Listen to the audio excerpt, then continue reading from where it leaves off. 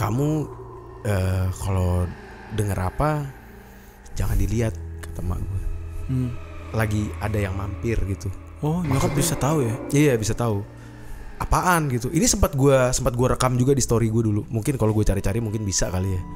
Jadi nggak tahu ketangkap apa enggak gitu. Jadi gue ngedenger suara ada yang nangis.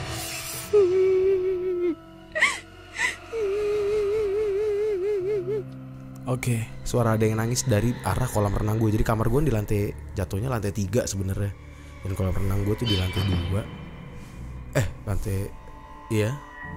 Jadi kayak gue denger suara ini tuh sampai gue ngerasa terganggu gitu loh. Dan kucing gue kucing kan kucing juga bisa ngerasain tuh. Bisa ngerasain dan jadi satu media juga ya buat kita tahu ada makhluk gitu ya kan. Apalagi kalau kucing ngeliat kemana ya kan, fokus kemana.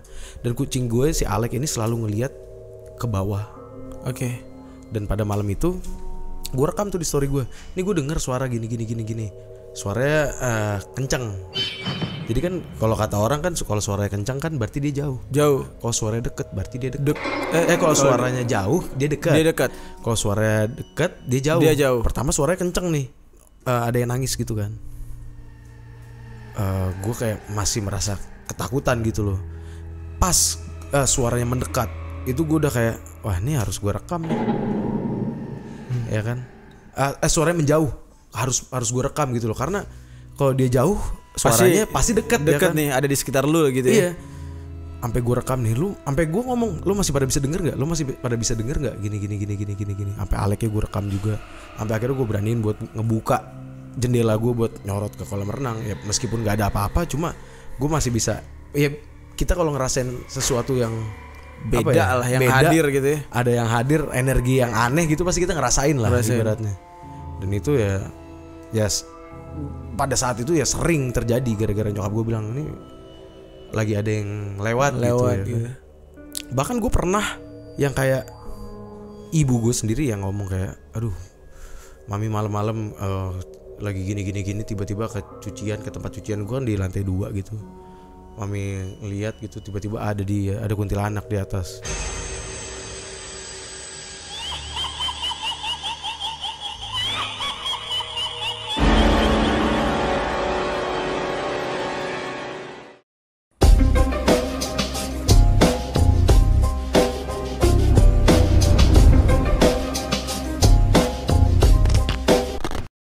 Ya meskipun gue digangguin ya mau gimana lagi ya kan, gue ya nemenin temen, kadang gue juga datang ke rumah itu sebagai temen, mereka juga udah nganggap gue kayak keluarga gitu loh. Ya gangguan gue selalu ada aja di rumah itu gitu.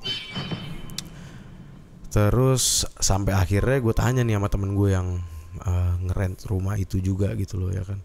Ini sebenarnya kontrak awalnya kayak gimana? Ini kita tuh dikasih rumah ini nih disuruh pakai setahun kalau nggak salah ya. Kontrak setahun itu kita mau pakai sehancur apapun mereka nggak bakal minta ganti rugi katanya. Karena mau dihancurin rumah itu.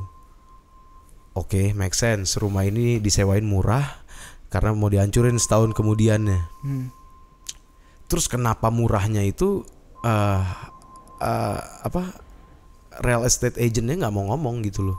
Nggak ngasih tahu apa? Nggak ngasih tahu. Cuma akhirnya gue kayak nge-search gitu juga ya kan. Oh ternyata emblem yang pertama kali gue cabut itu ya pelindung dari roh jahat sebenarnya. Yang tangan tadi. Ternyata ya mungkin gue yang digangguin gara-gara ya gara-gara gue orang yang nyabut itu. Iya dari awal. Udah deh, semenjak kejadian itu gue sampai sekarang pun gue nggak berani yang namanya meditasi untuk jangka yang lebih jauh lagi gitu loh. Either itu astral ataupun apapun itu. Tapi gitu. masih bisa. Sampai sekarang sih gue belum pernah nyoba lagi gara-gara ada kayak rasa traumanya gitu loh. Iya. Dan setelah gue balik ke Indo, gue nyeritain masalah ini ke semua orang gitu loh. Karena gue post di Facebook sampai teman-teman gue menanyakan gitu. Sampai ada satu teman gue yang dibilang ngerti masalah beginian ya. Pakar telematika dan metafisika nih. Dia bilang ini namanya further gitu loh. Further tuh apa, kayak dia akhirnya ngejelasin ini tuh dunia ya, di tengah-tengah dunia kita sama mereka gitu.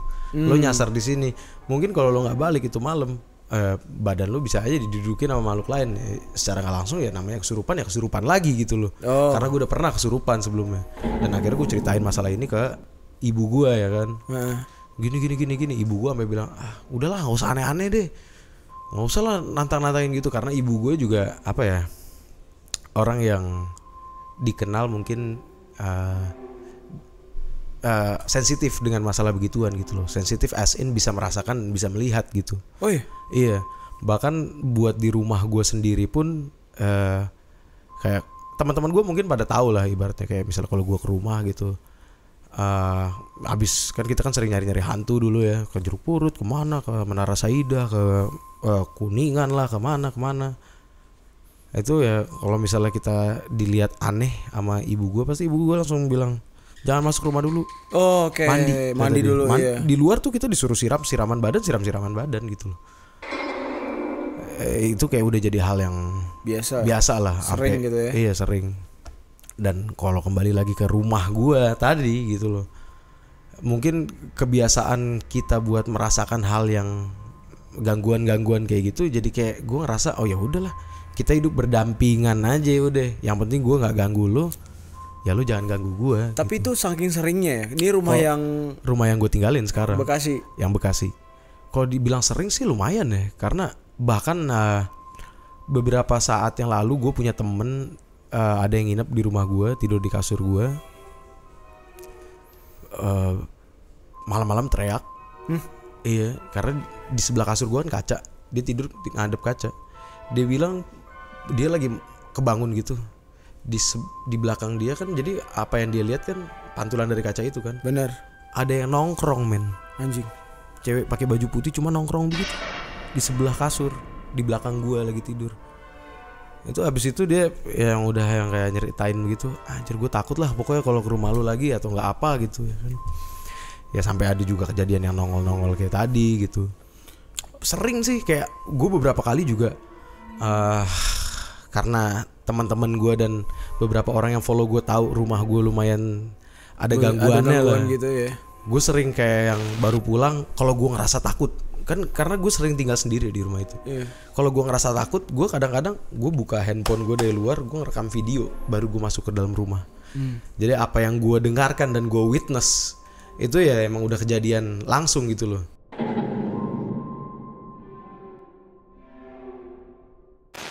Pernah juga suatu saat gue lagi masuk rumah, ini ceweknya Danar yang ngeh. Oh, lo lagi sama Danar juga waktu itu? Enggak, gue lagi ya gara-gara gue takut itu gue ngerekam. Oke, baik. Ngepost ke story, buka pintu, terus gue bilang ya biasa lah, assalamualaikum gitu kan, masuk. Terus gue kayak, gue sendiri nih, gini. Nggak lama pas gue masuk ke atas, habis itu si cewek Danar nge-DM gue, lo play deh video pas lo masuk tadi. Nggak lama lo habis ngomong assalamualaikum ada yang ketawa. Sedangkan itu gue di dalam rumah sendiri. Itu kalau gue ceritanya gue merinding gitu, sampai gue dengerin, oh iya deh bener ada yang ketawa. Cewek gitu loh, ada yang kayak gitu doang. Padahal gue sendiri. Terus yang kayak apa ya, beberapa temen gue juga ya dia digangguin sih pastilah ibaratnya gitu, yang lagi tidur. Pernah juga lagi di rumah gue lagi, jadi di kasur gue kan pindah-pindah ya di kamar gue, karena gue sering ngerubah setup dalam kamar gue gitu. Pernah suatu hari karena gue punya rak gitar yang gue tempel ke tembok, gue taruh kasur di bawahnya gitu buat gue tidur. Dan di malam itu gue tidur rame-rame sama teman gue, namanya Alif Rakop. Gue tidur bertiga sama Agit, Alif Rakop sama gue ya. Terus si Rakop ini gara-gara udah tahu rumah gue ngeri, dia bilang, bos lu jangan pada tidur duluan apa bos, kata dia. Gue takut nih. Udah, nggak ada. Paling kalau misalnya ada hantu pun kenalan, gue bilang gitu kan. Nggak bakal aneh-aneh kok. Terus kata si Rakop, pokoknya kalau nih nongol hantunya gue lari ke nyokap lu, kata dia. Iya, gue bilang gitu kan. Udah ya namanya mau tidur langsung kita henyap gitu, sepi gitu kan. Yang tadi ngobrol-ngobrol cuma obrolannya makin ringan gitu ya kan. Tiba-tiba nggak ada suara. Gue belum tidur, Agit belum tidur, Rakop belum tidur. Cuma kita udah senyap gitu. Tiba-tiba gitar yang ada di atas rak itu, salah satu gitar gue ada gitar akustik gitu. Senar paling atas yang terberatnya itu di betot. Sekali teng. Anjir.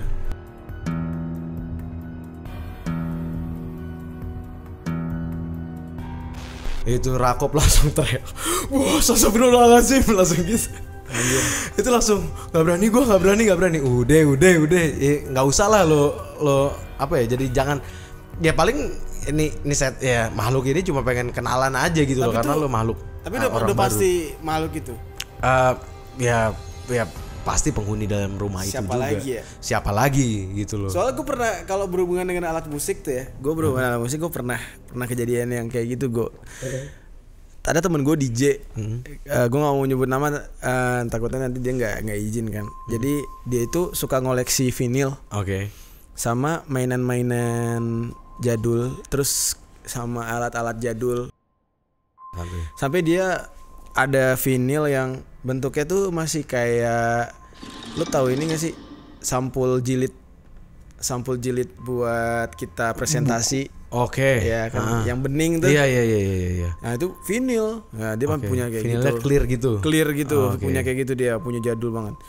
Terus apalagi ya, alat buat turntable-nya piano lama. Dingdong dia punya. Terus dia kumpulin tuh kan. Gue tanya dulu, dia IKJ. Tapi dia balik ke Aceh. Gue tanya, "Bang, ini dapat di mana?" Katanya di Cikini itu apa namanya, Pasar Surabaya. Jalan Surabaya. Ya, betul. Nah di Cikini itu dia beli di situ. Barang-barang antik ya. Barang antik. Tapi abang tahu nggak sih asal-asalnya dari mana? Ya nggak tahu lah. Ada juga yang tahu orang-orang situ sejarahnya gimana gitu. Udah tuh nginep kita. Nah ruangan dia kan ruko. Kita nginepnya di bawah deket TV. Di atas itu yang barang-barang koleksi dia. Malam-malam bunyi nge sendiri.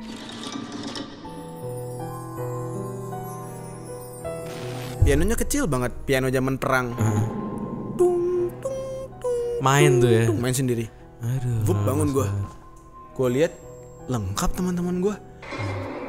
Itu abang-abangan, ada 2 orang lagi sama gue berempat. Siapa bang di atas? Dia langsung lari. Dia berani orangnya, maksudnya udah terbiasa kan. Lari dia ke atas, gue ikutin. Apa nih? Bentar dia tunggu Jer, nggak mau. Gue penasaran mana. Dia buka, bener-bener lagi main nge. Masih main.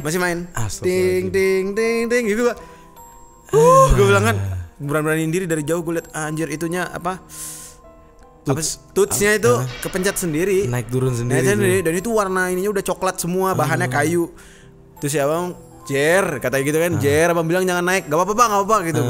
Terus dia ambil itu, dia pegang, mati tuh. Mati, dia tarik. Kan karena kecil ya, gak ada terlalu gede. Buru-buru dia bawa lari.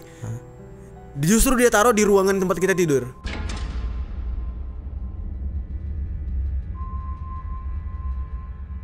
Dia taruh di situ, dia taruh di situ. Udah, Jer ayo tidur lagi Jer, katanya gitu.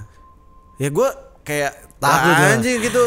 Tadinya di atas malah ditaruh dekat kita. Terus dia bilang, "Enggak, justru kalau di dekat kita enggak akan dimainin," katanya. Tapi bener, sampai pagi tuh enggak ada suara lagi.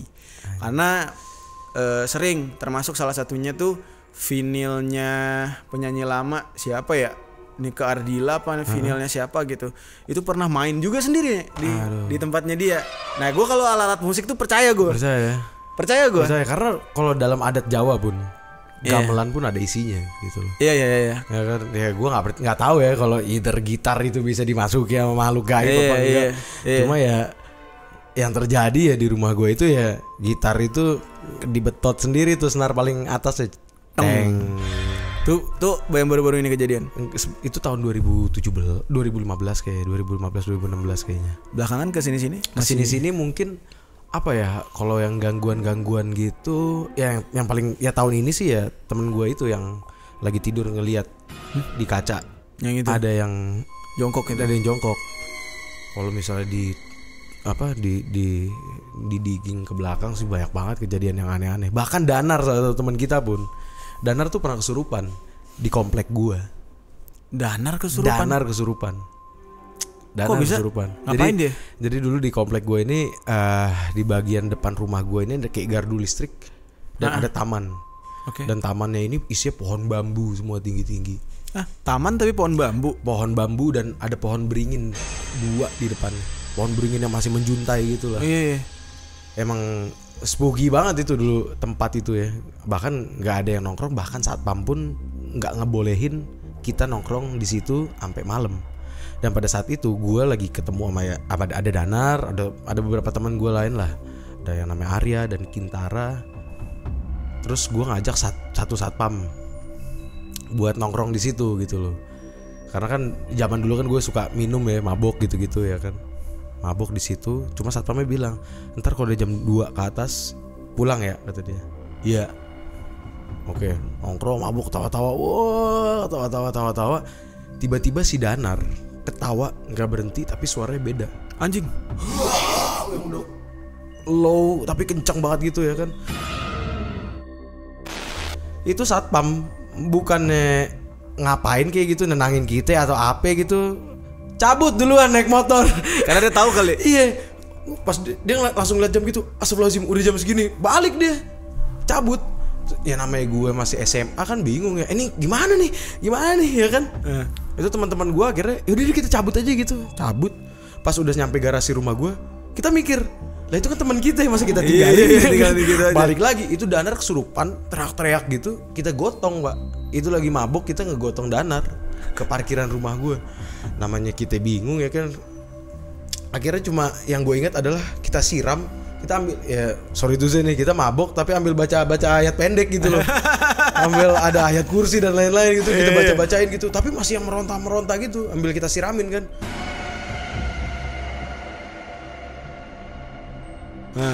Ya namanya orang mabok panik ya kan, kita masuk ke dalam dah akhirnya. Satu yang gue pelajarin, orang kalau kesurupan, kalau tinggalin, mungkin setannya bingung kali. Gue mau nakutin siapa? Itu akhirnya Danar kesurupan kita tinggalin. Kita balik ke dalam rumah ketakutan. Pas kita keluar lagi dia udah cuma tiduran doang. Lemes. Udah lemes. Habis itu kita bangunin kan jam kayak udah subuhan gitu. Jam 4:30 kayak. Nar. Kenapa nih gue? Surupan lu bego gue gitu. Serius lu? Masuk gitu kan. Mungkin kayak apa ya? Setelah yang gue lihat kayak mungkin kalau orang kesurupan, kalau kita tinggalin, setannya juga bingung kali mau gangguin siapa ya kan? Tapi serem dong orang kesurupan lo tinggalin. Iya sebenarnya bisa mati dia. Bisa kenapa-napa ya. Namanya itu kan kita masih muda, bingung mau ngapain ya kan. Panik. Udah ngaji, kita mabok lagi ya kan, ngerasa berdosanya double ya kan. Ya mau diapain lagi gitu ya kan. Danar masih ingat gak sih? Danar masih ingat tuh. Harusnya sih masih ingat sih. Teman-teman gue juga masih jadi itu bahan bercandaan. Lu pernah kesurupan lu di depan gini. Anjir. Gue nggak tahu ya apa komplek gue yang angker atau rumah gue. Kalau misalnya dibilang angker sih, kalau gue tanya satpam ya banyak aja kejadian yang aneh-aneh gitu. Ada aja gitu. Cuma ya rumah gue ya lumayan angker juga sih gitu ibaratnya. Itu rumah lu nggak pernah telusurin dulu kenapa bisa kayak gitu? Jadi kalau misalnya kenapa ya gue nggak pernah digging sampai ke belakang ya. Cuma yang gue tahu pasti adalah Bekasi itu kan dulu kan pinggirannya ya emang pinggirannya Jakarta ya kan. Dan tempat gue tinggal itu emang sebenarnya masih Jakarta Timur, perbatasan Jakarta Timur sama Bekasi gitu loh, Kalimalang. Yang gue tahu itu dulu zaman Belanda ya emang banyak Belanda, buang-buang mayat ke situ lah. Oke. Ya kan? Cuma baik. faktanya seperti apa gue juga nggak mau digging gitu loh. Ada sih, waduh nggak apa-apa lah gue ceritain di sini aja. Itu juga kayak di tempat gue tuh ada nama daerahnya tuh Ujung Serangga. Oke. Namanya Ujung Serangga. Dari mana tuh Jar? Aceh Barat Daya. Lo nggak akan kedetek lah. Soalnya kampung gue tuh kabupaten kecil yang cuma selewat doang. Oke. Kayak gitu. Perbatasan juga berarti ya? Dibilang perbatasan sih enggak sih, di tengah-tengah dia. Lo Okay. pernah dengar Melabuh nggak? Melabuh, oke. Pusat gempa tsunami dulu. Sebelahnya Melabuh itu ada Nagan Raya. Setelah Nagan Raya itu kampung gue langsung. Oke. Di kampung gue itu dulu, kalau ini menurut cerita nenek gue ya, masih hidup beliau, alhamdulillah. Terus dia cerita, dia bilang tempat kamu main basket itu katanya, itu dulu tuh tempat orang-orang PKI dikubur. Tapi cara kuburnya aneh kata nenek gue. Disembelih tapi nggak dipotong, lehernya disembelih doang sampai meninggal. Terus di kuburnya itu sikunya keluar. Kayak gini. Kenapa gitu? Itu gue nggak tahu tuh. Gue mau nanya nenek gue lebih panjang lagi, udah ketakutan duluan. Nah makanya di situ kalau gua kan main basket kan dari sore sampai maghrib. Maghrib tuh udah diusir. Kalau nggak boleh. Kalau kita bandel sampai ini, kalau lo ngerekam pasti kelihatan. Pasti ada sesuatu tuh ya. Kelihatannya baris pak. Nih bajunya persis kayak gua gini nih, baju hitam kayak gini, kemeja. Baris mereka rame-rame ngeliatin.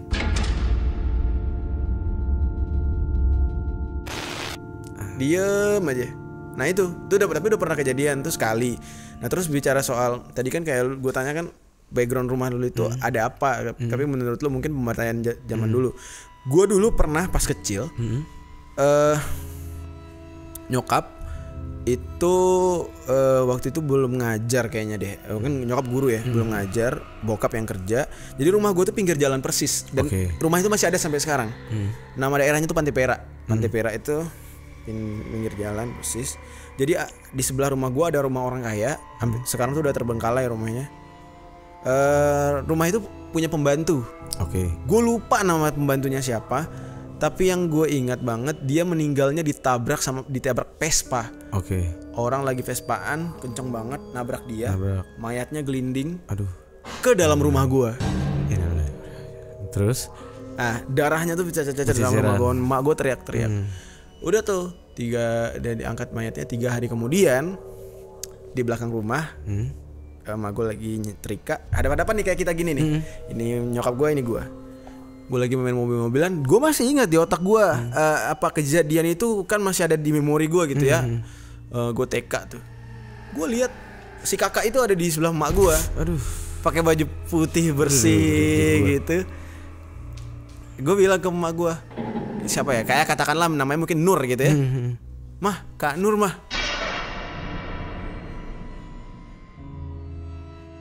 Teriak nyokap gue, wah langsung setrika dibuang kemana tahu. Untung nggak kena gue tuh, diambil guanya. Mak gue peluk gue tapi nggak berani lihat belakang. Di mana nak? Di mana gitu? Itu di belakang mama. Nah ini dia deket. Dia deket ke kita nih. Mak gue lemes tuh. Dan mak gue masih inget juga tuh. Iya. Nyokap gue masih inget. Langsung ngambil gue, putar badan karena kan pintunya tuh misalkan nyokap kesini, pintu di situ lah ya, di situ. Nyokap putar badan sambil pejam mata, lari keluar rumah ke depan jalan teriak-teriak ke tetangga, tolong. Kenapa ya? Ada si Nur gitu di dalam. Tetangga pada masuk, dilihat nggak ada. Udah diberesin tetangga gitu. 3 hari kemudian bokap ajak pindah. Karena ternyata milih buat pindah. Karena bokap akhirnya ketemu juga di pom bensin dekat rumah gue tuh ada pom bensin sampai sekarang. Ketemu dia lagi. Terus ternyata setelah ditelusurin, ini percaya nggak percaya, ternyata di rumah gue, ini misalnya gorden nih, di lantai di situ tuh masih ada bercak darahnya yang kering. Nggak diberesin. Nggak seutuhnya. Jadi nggak diberesin. Akhirnya dibersihin, pindah. Keluarga gue pindah. Makanya gue kalau misalkan bahas soal rumah ada hantunya. Ada apa tuh? Ada historinya pasti. Ada historinya. Pasti sih. Di belakang itu. Kalau yang gue yakin sih yang cewek yang sering nongol gitu ibaratnya. Ya orang yang dimutilasi itu. Cuma gue ada satu hal yang gue yakini juga ya, gara-gara rumah gue kan tusuk sate juga. Itu ngaruh ya seperti. Kalau misalnya kata orang sih ngaruh gitu loh. Soalnya itu kepercayaannya sate, energi negatifnya tinggi. Karena itu kepercayaannya nggak cuma kepercayaan orang Chinese, orang Jawa juga sama. Orang Jawa, orang Jepang pun juga. Jepang gitu juga nggak. Jepang setahu gue tuh kalau rumah tusuk sate itu jadi tempat buat roh-roh nyebrang gitu loh. Pasti dilewatin karena kan jalan kan. Jadi roh-roh itu kayak mencari jalan. Kalau rumah tusuk sate ya pasti diantem sama roh-roh itu. Nembus. Dan beberapa kali pun juga ya, bahkan gue inget nih di tahun kemarin lah, nyokap gue tuh pernah bilang, kamu kalau denger apa jangan dilihat, kata mak gue. Lagi ada yang mampir gitu. Nyokap bisa tahu ya? Iya bisa tahu. Apaan gitu. Ini sempat gue rekam juga di story gue dulu. Mungkin kalau gue cari-cari mungkin bisa kali ya. Jadi nggak tahu ketangkep apa enggak gitu. Jadi gue ngedenger suara ada yang nangis.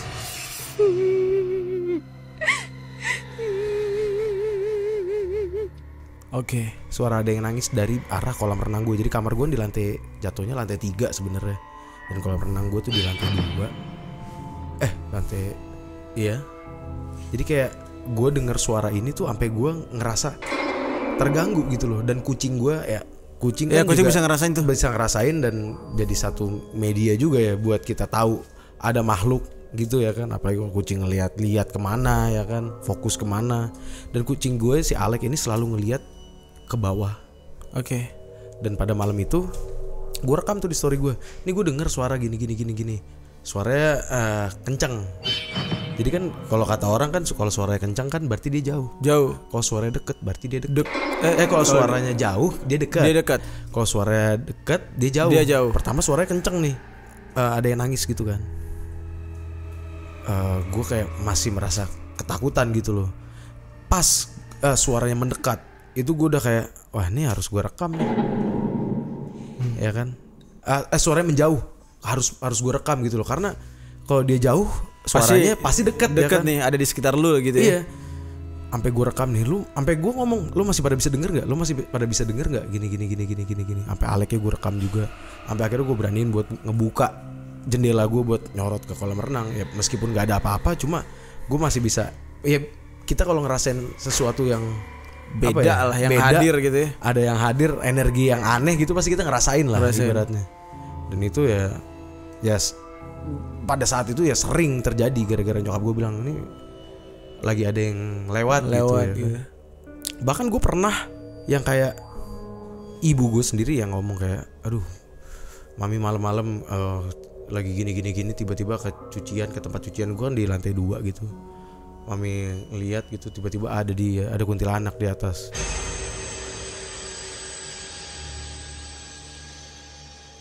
Cuma nyokap gue kayak yang udah biasa gitu lah, udahlah mau gimana lagi gitu. Masa kita mau ketakutan di dalam rumah kita sendiri gitu ya kan. Jadi anggap aja kayak ya udahlah gitu aja gitu. Ya hidup berdampingan aja, setiap tempat pasti ada makhluknya gitu. Jadi ya kalau keseringan juga males juga ya.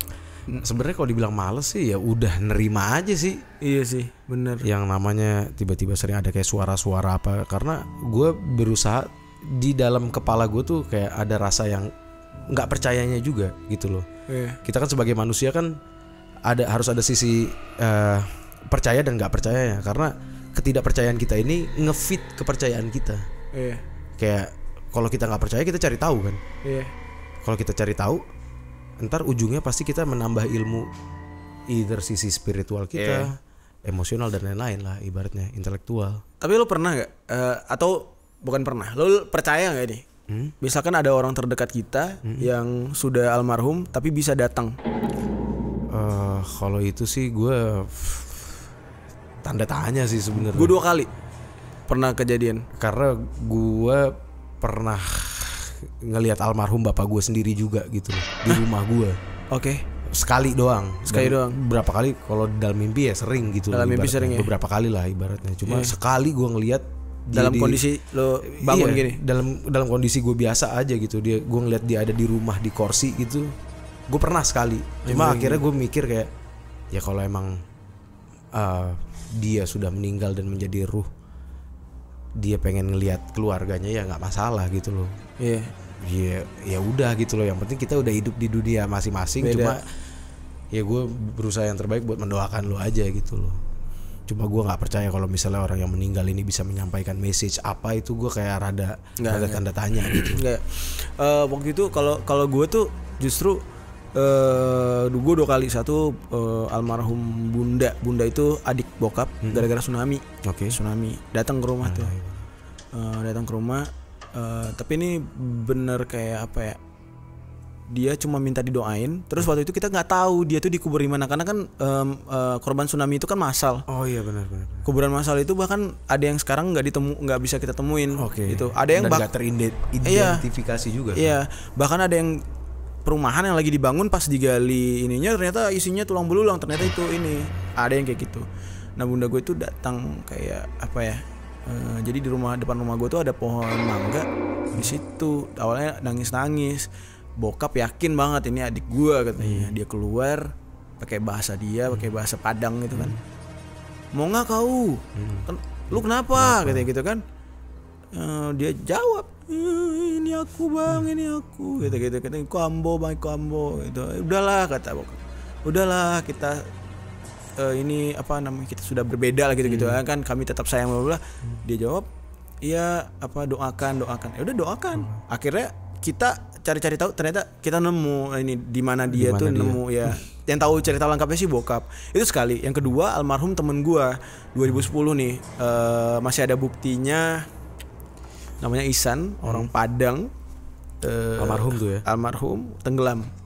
Oke. Tenggelam, dan gilanya adalah jasadnya nggak nimbul sebelum gua pulang.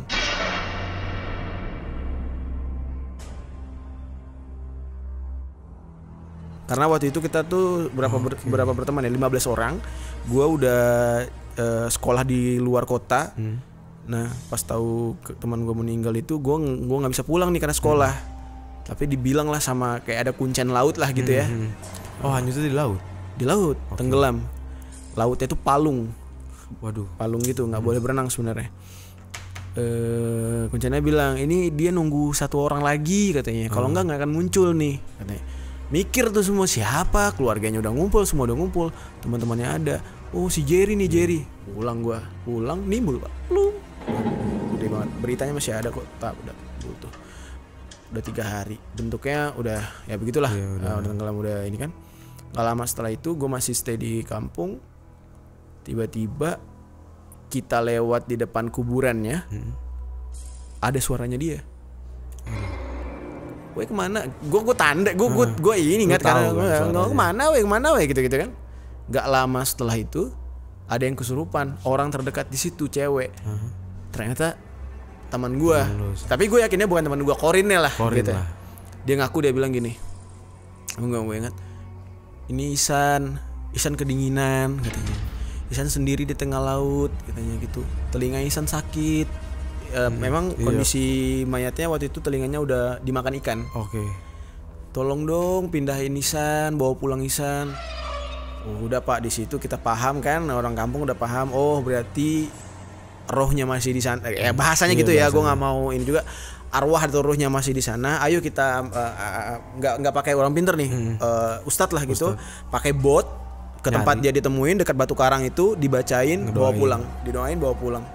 Udah kayak gitu. Makanya gue kayak agak rada percaya walaupun itu Korin ya kata orang ya. Kayak gitu. Bener sih. Gila. Udah azan. Dunia ini ya. Udah azan lagi aja. Azan lagi nih. Kita break dulu nih. Apa ya? Lo masih ada cerita? Sebenarnya banyak sih cerita-cerita hantu gue ya. Cuma kayak terlalu panjang. Terlalu panjang kalau kita bahas terus. Kalau dibahas terus. Cuma ada satu yang gue ingat banget itu adalah dua yang gue ingat banget, yang gue hilang di pantai di Parangtritis sama satu keluarga gue masuk jurang di jalur Pantura itu gara-gara kuntilanak merah. Nah, itu santet ya? Kuntilanak merah tuh katanya kiriman ya? Iya. Emang apa, ada persaingan bisnis? Mungkin, cuma gue nggak terlalu peduli ya soal itu. Cuma gue yang gue ingat adalah karena gue di kejadian itu ya gue ngelihat emang bapak gue banting setir masuk jurang rame-rame gitu, nabrak pohon, selamat ya gara-gara ada yang nyebrang itu. Bener-bener nyebrang gitu? Nyebrang. Keluarga itu gue masuk jurang, dan apa ya, alhamdulillahnya pada saat kecelakaan itu kan dulu jalur Alas Roban namanya. Alas Roban. Gue pernah dengar. Alas Roban itu kan emang terkenal angker dari dulunya gitu loh. Apa ya, dunia lain ya? Gue nggak tahu ya. Mungkin gara-gara dia hutan yang dibelah dibikin jadi jalanan. Dan hutan ini ya lumayan sakral mungkin ya, Alas Roban. Gue nggak tahu deh, mungkin ada pakar-pakar ilmu-ilmu yang begini yang bisa menjelaskan. Cuma ya pada saat itu yang gue inget, kalau mau cepat harus lewat Alas Roban, jadi ada 2 jalan gitu. Satunya udah ada lampu, satunya belum. Dan jalannya masih rusak. Bapak gue kan orang yang lumayan, udahlah kalau ada setan ya udah gitu loh, nggak peduli lah ibaratnya. Ya udah lewat situ sampai kejadiannya kita lagi belok, tiba-tiba ada yang nyebrang dari sebelah kanan, bapak gue banting setir. Dari kiri banting setir masuk ke dalam jurang. nyusruk gue sekeluarga naik mobil Opel Blazer tuh.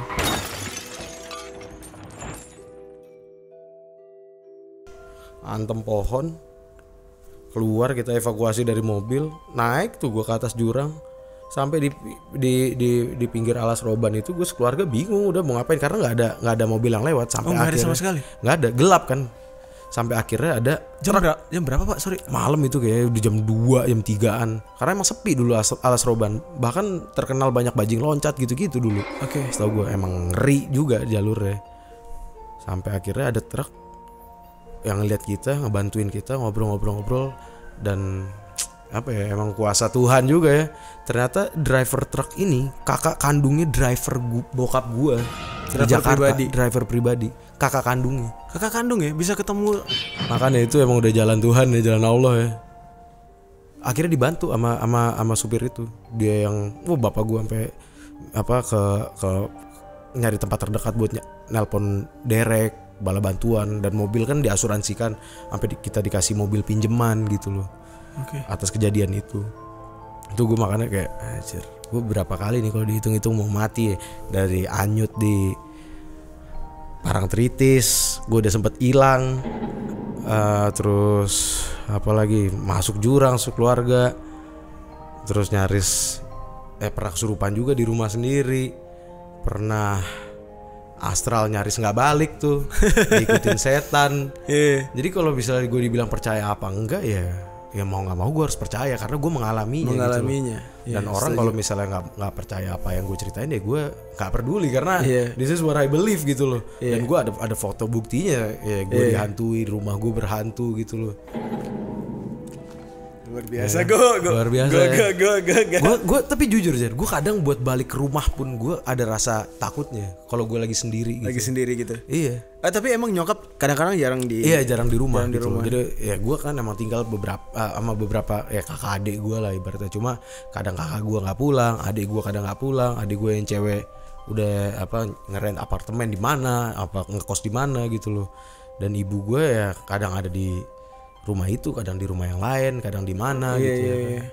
Jadi ya gue lumayan sering sih gue sendiri di rumah gitu. Tapi ya mau gimana lagi gitu, masa gue takut di rumah gue sendiri ya kan. Jadi kadang gue mesti aduh ya udah dah. Terima aja. Bersampingan aja gitu ya kan. Ibaratnya kalau mau komunikasi yang baik lah ibaratnya. Kalau mau nongol yang terbaik lah, jangan yang aneh-aneh gitu. Tapi yang gue salut sampai sekarang, gue nggak pernah ngelihat setan yang buruk rupa tuh nggak pernah. Kalau ngelihat kuntilanak gue berapa kali ya, tapi nggak pernah kelihatan yang paras mukanya tuh nggak pernah. Jadi rambut doang.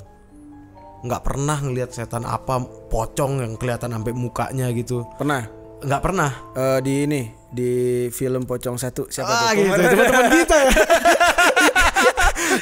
Bang Kebot pemeran kita tuh. Jadi kita berdua punya teman ya namanya Kebot. Itu dia diceritain lagi. Iya, dia main film pocong sampai jadi covernya kalau lu Google tuh Pocong 1 ya? Pocong 1 sebenarnya. Dia syuting buat Pocong 1, cuma Pocong 1 nggak keluar gara-gara gua nggak tahu kenapa. Cuma pas di Pocong 2 dia jadi cover ya. Jadi kalau lo pengen lihat Mas Vian Kebot ini mukanya seperti apa, lo bisa lihat di cover Pocong. Sekarang 2. udah jadi bos. Sekarang miliarder sekarang. Ngeri banget. Aduh. Iya sih. Berarti lo belum pernah kalau misalkan wujud yang hancur gitu. Wujud yang hancur belum pernah sih. Jangan sampai sih. Misalnya gue juga enggak sih. Maksudnya ya gue seneng denger ceritanya aja, tapi gue juga nggak pengen ngelihat yang amit-amit jelek begitu. Karena di sini ini kan studio rumah ya. Rumah ini tahun rumah jadul sih kelihatannya. 80. Oh, 80. Bahkan sih dari apa ya, tata kamarnya, dek atasnya, plafon masih banyak ruang-ruang terbuka. Yang punya keturunan Chinese juga, ibu itu keturunan Chinese, dan dia juga percaya dan dia juga sering cerita ke gua, Mas Jerry di sini ada satu cewek, satu anak kecil. Tapi yang sering ganggu anak kecil katanya, dan akhirnya gua ngerasain, semua tim gua juga ngerasain. Lu nggak kepikiran buat ninggalin kamera gitu?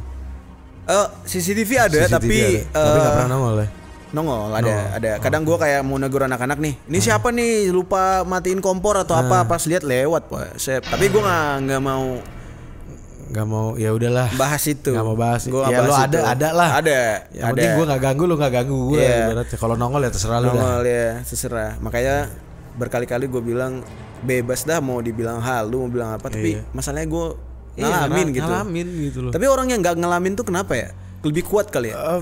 Kalau misalnya dari apa yang gue serap selama ini ya, karena kepekaan manusia kan beda-beda, energi kita beda-beda. Kalau bahas energi mungkin gue bukan orang yang tepat untuk membahas itu tapi yang gue tahu kalau kita lagi bisa nyebrang ke energi dia, ya kita bisa sama gitu loh. Dan kalau dia lagi bisa nyebrang ke kita, either dia yang lagi terlalu kuat atau enggak kita yang terlalu lemah, ya kita bisa ketemu. Iya. Tapi ngomong-ngomong soal orang-orang suka ngata-ngatain anak orang Indonesia halu percaya ginian, orang bule orang luar negeri udah mikirin terbang ke bulan, walaupun yang komen nggak mikirin hal itu. Iya, walaupun yang komen belum pernah mikirin terbang ke bulan ya. Menurut lu orang yang pernah tinggal di luar negeri nih, bule itu percaya nggak sih? Percayalah, percaya men. Almisis percaya. Serius? Percaya. Bahkan gue pas gue di Australia pun gue sempat tinggal di rumah kayak homestay gitu ya. Dibilang homestay ya, kayak gue tinggal bareng sama keluarga orang lah ibaratnya. Oh ya, tahu gue. Dan rumahnya ya rumah tua gitu loh. Dan almarhum suami yang punya rumah tuh katanya sering nongol. Tapi gue ngerasain yang namanya ada suara di hallway gitu-gitu, dan mereka pun kayak ya udah biasa aja dengan hal itu. Mereka kayak ya udah emang ada.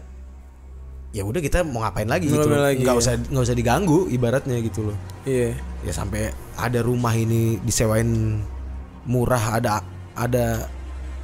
jimatnya aja. Itu rumah di luar negeri pak. Ada jimat gue cabut. Setan yang gangguin gue kan.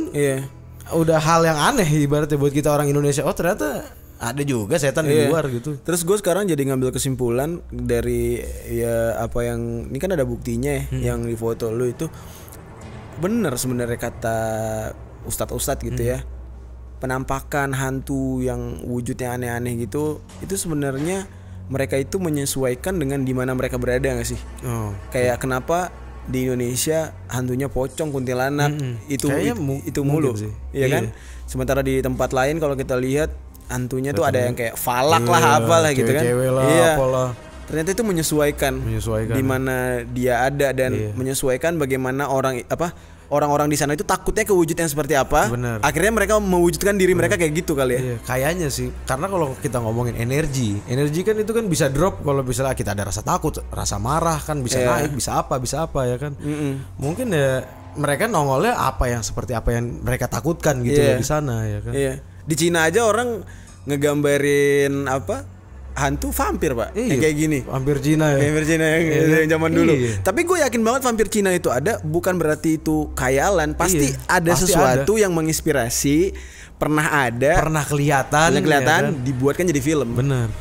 Nggak mungkin nggak ada. Nggak mungkin juga kan kayak. Kalau genderuwo gitu nggak pernah ada yang lihat, terus orang main ngasal gambar aja genderuwo kayak gimana? Nggak mungkin. Pasti pernah ada. Tuyul buktinya banyak yang ketahuan pakai tuyul gitu. Iya. Gitu ya. Dunia mistis ini aneh tapi sih. nyata sebenarnya. Enggak, gue yang nggak pernah ngebayangin gue ngebahas mistis sama lu. Iya, orang kayak gue ya. Ya kan, sangat modern, bermusik juga, nyanyi lagu-lagu bahasa modern. Inggris mulu, anjir. Lu percaya hal mistis tuh gue nggak nyampe, nggak nyampe gue. Kayak apa ya? Dua hal yang berbeda ya. Jauh pak. Ya. Orang-orang ya orang-orang kayak lu biasanya nggak percaya hal-hal kayak gitu, atau antara nggak percaya atau bodo amat. Iya. Kalau gue sih percaya, tapi kalau misalnya gue percaya ada, cuma buat kedepannya jauhnya seperti apa gue nggak mau tahu. Bukan bodo amat, gue nggak mau tahu karena ya udahlah, itu hidup mereka ya, ini hidup kita gitu.